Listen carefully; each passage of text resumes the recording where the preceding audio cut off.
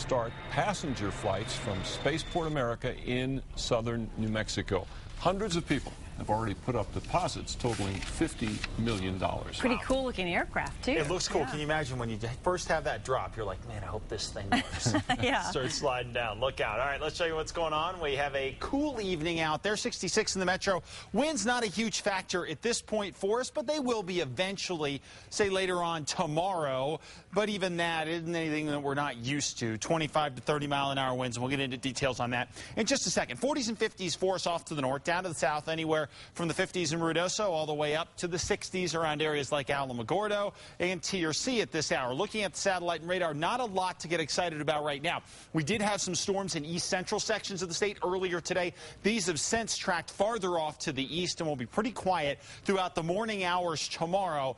Then we get a cold front tomorrow afternoon. Now, this is not going to be a cold front that's going to go down in the record books here as anything all that impressive, and we could see a little bit of rainfall across the northeast with this, but more than anything else, we're going to get cooler temperatures across northeastern New Mexico by about 5 to 7 degrees throughout the day tomorrow and probably into Wednesday as well. No other big temperature changes across the rest of the state, but what we will see here in the metro is cooler conditions by maybe a degree, but not a significant cool down. East winds, 15 to 30 miles an hour, will be a possibility for us Tuesday night and Wednesday morning. Could we get a little bit of snow out of this?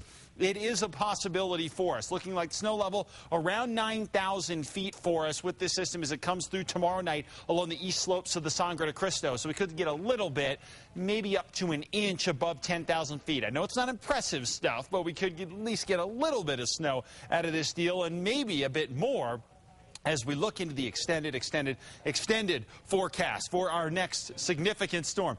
Yeah, you haven't seen the extended forecast. It's very rare, but we do it every once in a while. Early next week, have a storm drop down out of the northwest. That could touch off some storms and some moisture coming in from the east, and that could help us get a better storm going here. But again, anytime you're talking about the extended forecast, you really have to take that with a grain of salt. Just realize, though, middle of next week, things could get far more interesting for us. So we'll see what ends up happening and whether that actually works out. Let's go region by region for you across the northwest. 60s and 70s for us, mostly sunny, cool conditions for tomorrow. Areas like Durango could see a spot storm late in the day tomorrow, but again, that's only at a chance at about 10 to 15%, so not a real big deal.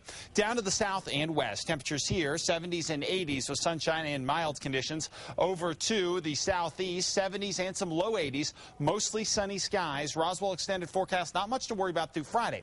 We have a weak weather system that could clip the area on Saturday and touch off another storm. Meanwhile, across the north and east, temperatures here going to be cooler thanks to the front, and the chance of spot rain will be there for us as well. Same deal across the northern mountains, and we'll watch tomorrow night into Wednesday morning for that possibility of just a little bit of snow. Your Santa Fe extended forecast, though, looks very good, very nice through Friday, and then maybe a few more clouds for the weekend, but still, overall, relatively quiet weather pattern until next week. 65 Cedar Crest, 66 in Sandia Park. Breezy late, and then here in the metro area, mostly sunny. Temperatures in the mid-70s for tomorrow. Watch those gusty winds late tomorrow into early Wednesday, but they are not going to pack any showers. For the most part, we stay dry through at least the next 7 days. You know, be careful about getting overextended. I understand. Thanks, Mark. We'll be right back with sports. Hi, I'm New Mexico's Lieutenant Governor Diane.